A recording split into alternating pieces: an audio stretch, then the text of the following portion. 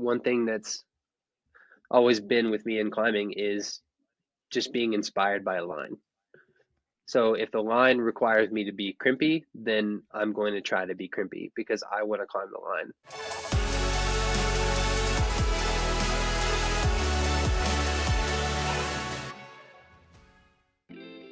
Like I'm a big climber, so naturally I'm good at being big and jumping around and being powerful. But then you have people like Sean Bailey or Sean Rabitou. They're small, and you would think that, oh my God, they're amazing on small holds, and they are. But they're also really good at that opposite style. And that's what makes them so damn good, is because Sean, you look at Bailey and you're like, you're microscopic. Like you're a tiny guy. You're not like jacked or yoked or nothing like that. But that guy has like more power than I don't know. Like I don't know many other climbers ever in the history of ever that has the power that Sean has. You also are known to grab, well, maybe you're not known for it, but I know you can grab some micros and be techie. I think it's always interesting when we talk about styles of people who are on this like elite end of the spectrum.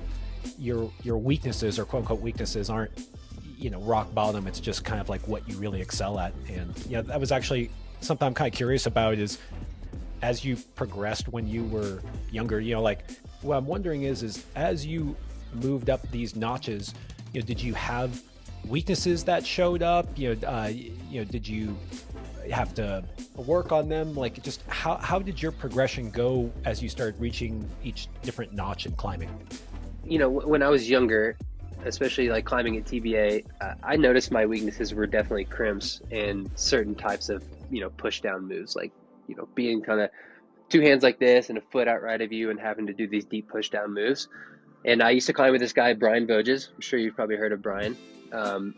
Old school Southern legend. I don't even think he climbs anymore, but he was one of the strongest guys. Climbed up to 8C. I mean, insanely strong, so good. So I actually, we climbed a lot together in TBA, and a lot of times we would set each other boulders almost. He would make up boulders that was like really his style, and it was super my anti-style. And then it would be vice versa. Like I'd make up something big and powerful, and then, he would have trouble on it and work on it, and he would get stronger at that style.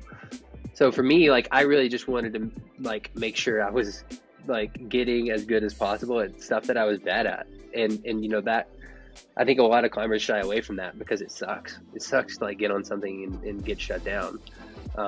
But for me, it was more motivating than it was, frustrating. I mean, it was frustrating, but it was really motivating. When you start seeing progression, you get really psyched. And then when I started traveling, I started traveling to out west, climbing in Colorado, climbing in other places. Bishop, for example, I remember I first went there back in 2010 or 11. And it was like, wow, this style is really hard for me.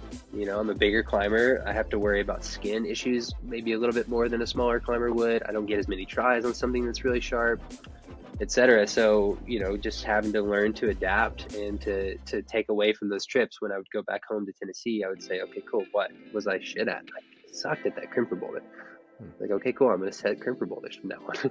And then I just go hard, just pounding my head against the wall, trying to get really good at that style. And eventually I did. I got better at it. And, climbing on crimps, especially these days, having lived in California for the last 7 years, I